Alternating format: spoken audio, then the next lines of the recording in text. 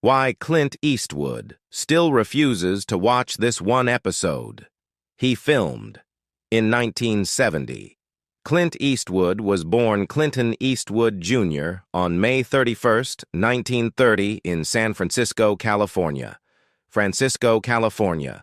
Raised during the Great Depression, Eastwood's early life was shaped by frequent moves across California as his father searched for work.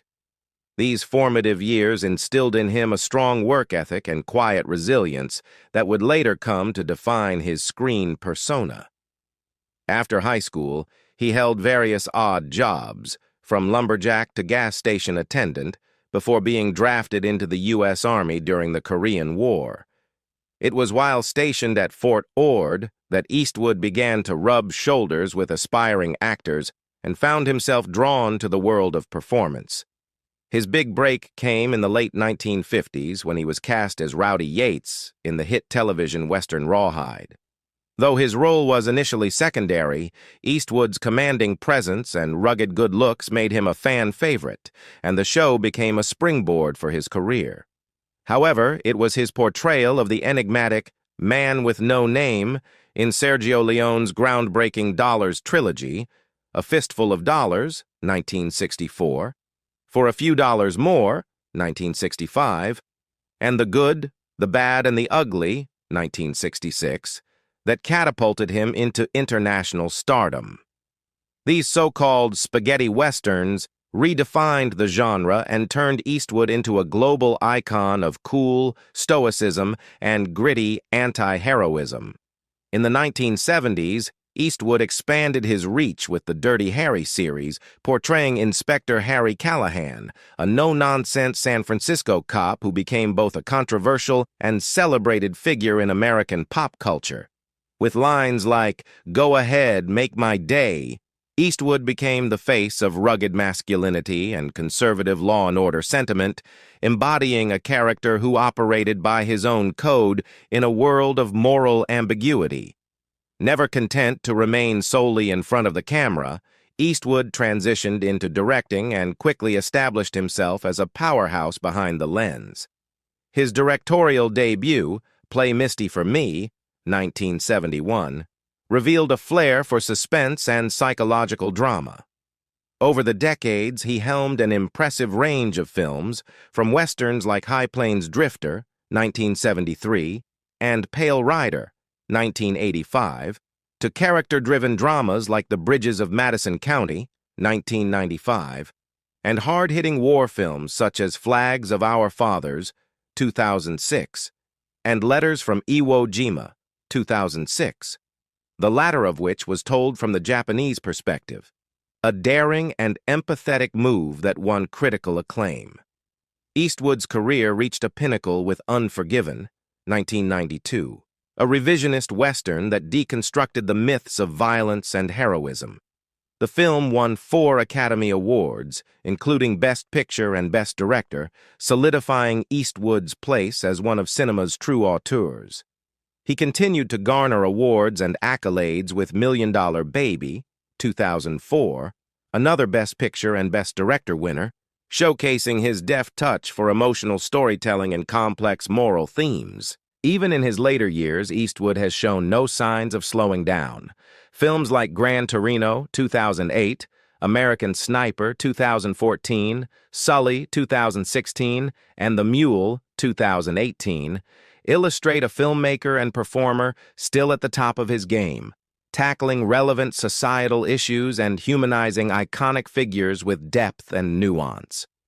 His minimalist directorial style, favoring natural lighting, few takes, and efficient shooting schedules, has become legendary in the industry.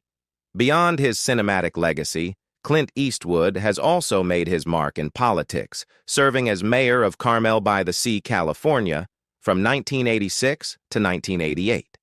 Though he's often been associated with conservative viewpoints, Eastwood's personal philosophy has always been more libertarian and individualistic than strictly partisan.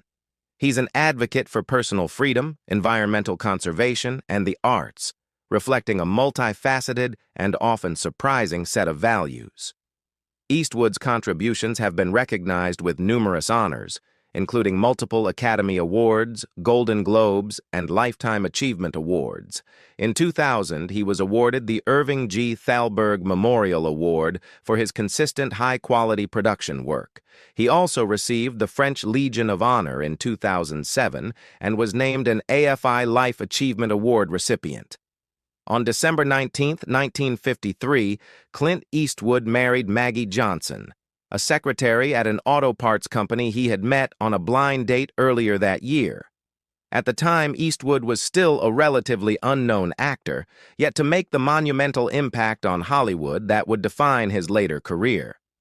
Maggie stood by him through the early years of financial instability and long stretches of professional uncertainty. Their marriage lasted over 3 decades, during which Eastwood's fame grew astronomically. The couple had 2 children together: Kyle Eastwood, born in 1968, who would go on to become a respected jazz musician and composer, and Allison Eastwood, born in 1972, who followed in her father's footsteps into the film industry as an actress, director, and producer. Although the couple presented a stable public image for many years, their relationship was deeply strained by Eastwood's numerous extramarital affairs. After a long period of estrangement, they separated in 1984, and the divorce was finalized several years later. Reports at the time suggested that Maggie Johnson received a divorce settlement ranging between $25 million and $30 million. A figure reflective not only of Eastwood's immense wealth, but also the high-profile nature of their union. Even before his formal separation from Johnson, Eastwood had been involved in a significant and long-term extramarital relationship with Roxanne Tunis, a stuntwoman and dancer, which began in 1959 and lasted until around 1973. Their affair was conducted with a level of discretion befitting Eastwood's rising stardom, but it was no less significant. In 1964, the couple had a daughter, Kimber Lynn Eastwood, who was kept out of the public eye for many years.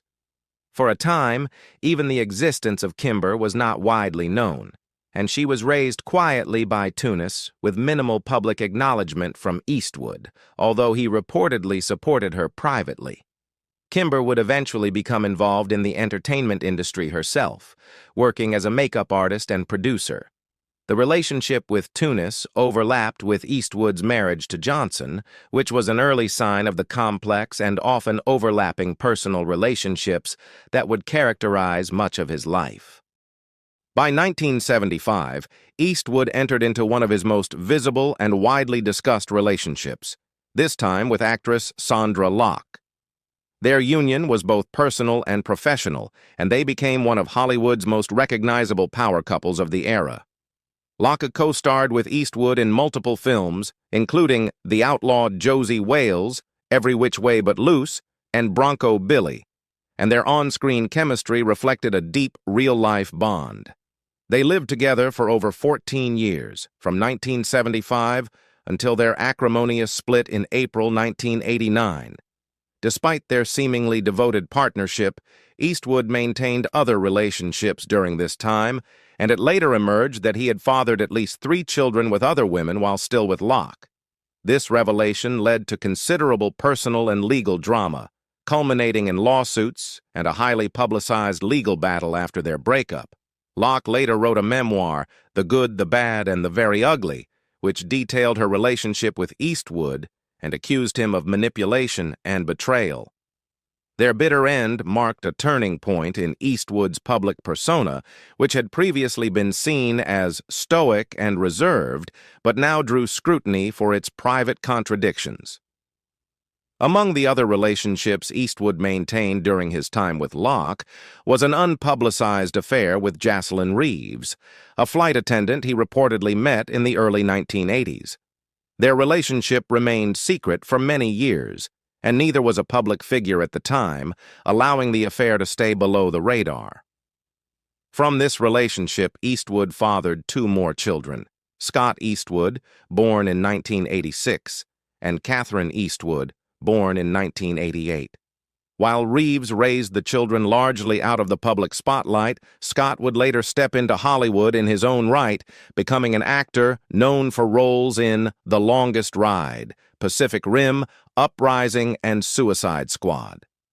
Like several of Eastwood's other children, Scott didn't carry his father's name for many years and only publicly acknowledged their relationship as an adult.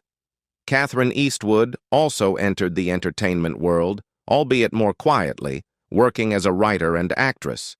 The Reeves affair revealed Eastwood's increasing difficulty in maintaining private boundaries, as his growing fame made it harder to conceal his romantic entanglements. Following his high-profile split from Locke, Eastwood found companionship with actress Frances Fisher, whom he met while filming the acclaimed Western Unforgiven in the early 1990s.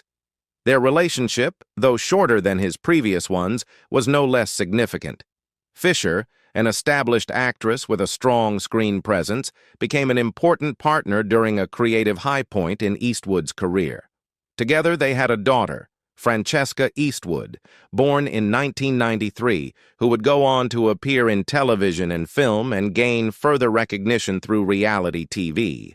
Though Eastwood and Fisher eventually went their separate ways, they remained publicly cordial and have occasionally appeared at events together with their daughter. In a rare step toward traditional commitment, Clint Eastwood married again, this time to Dina Ruiz, a former television news anchor, on March 31, 1996. This union marked his second marriage and was seen by many as a surprising turn for the actor, who had long cultivated a reputation as an independent and somewhat solitary figure. Dinah, who was 35 years his junior, brought a different energy to Eastwood's life, and their marriage was widely covered in the media. That same year, they welcomed a daughter, Morgan Eastwood, born in 1996. For a time, the family presented a stable and relatively modern dynamic, appearing together in public and participating in various projects, including a reality show, Mrs. Eastwood and Company, which aired in 2012 and showcased the Eastwood family's life behind the scenes. However, the marriage began to falter, and by August 2013, Dina revealed that she and Eastwood were living separately. Their divorce was finalized in 2014, bringing an end to Eastwood's last publicly acknowledged long-term romantic relationship. Clint Eastwood, one of Hollywood's most enduring icons and an actor whose presence defined the Western genre for generations, has built his legacy on unforgettable roles, gritty storytelling, and uncompromising cinematic vision. But despite his vast filmography and long-standing reputation for professionalism, there remains one project that Clint Eastwood has consistently distanced himself from. Two Mules for Sister Sarah, the 1970 Western adventure he starred in alongside Shirley MacLaine. To this day, Eastwood refuses to rewatch the film, and the reasons go deeper than mere artistic dissatisfaction. They touch on clashing egos, creative disillusionment, and a profound discomfort that lingers even decades later. At the time the film was shot, Eastwood was still in the early stages of transitioning from his man-with-no-name spaghetti western persona to becoming a fully fledged Hollywood leading man. He had already proven himself with Sergio Leone's trilogy, and Two Mules for Sister Sarah was intended to further cement his rising star power. Set during the French intervention in Mexico, the film tells the story of a cynical mercenary, Hogan Eastwood, who rescues and accompanies a mysterious woman, Sister Sarah MacLaine, on a perilous journey filled with revolutionaries, danger, and deception. On the surface, the project seemed like a perfect fit for Eastwood. It combined his rugged persona with an offbeat twist, offering a Western laced with comedy and intrigue. However, from the moment filming began, Eastwood reportedly felt a growing sense of unease. The source of much of this discomfort was his co-star, Shirley MacLaine, an outspoken and deeply involved actress whose working style clashed dramatically with Eastwood's laid-back, instinctual approach to acting.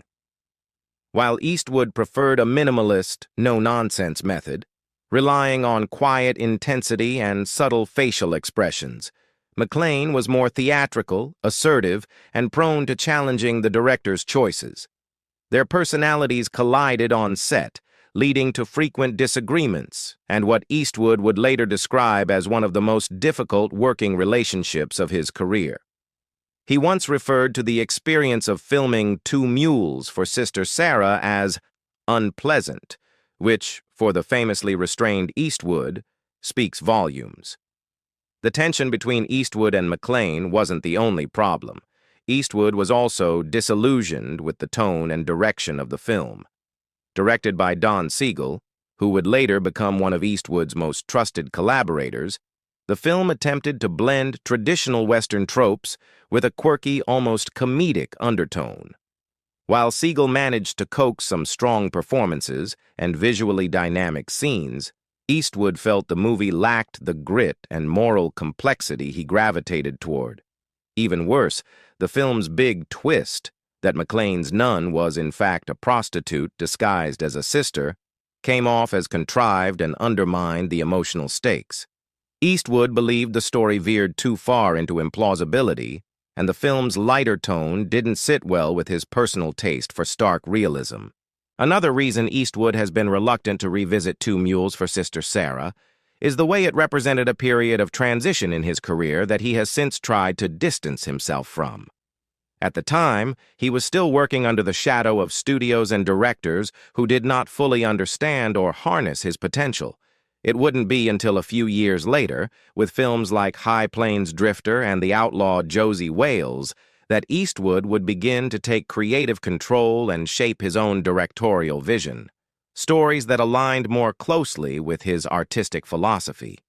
In retrospect, Two Mules for Sister Sarah became a symbol of a time when he was a hired gun rather than the auteur he would become, and watching it today might remind him of the frustrations and compromises of that era.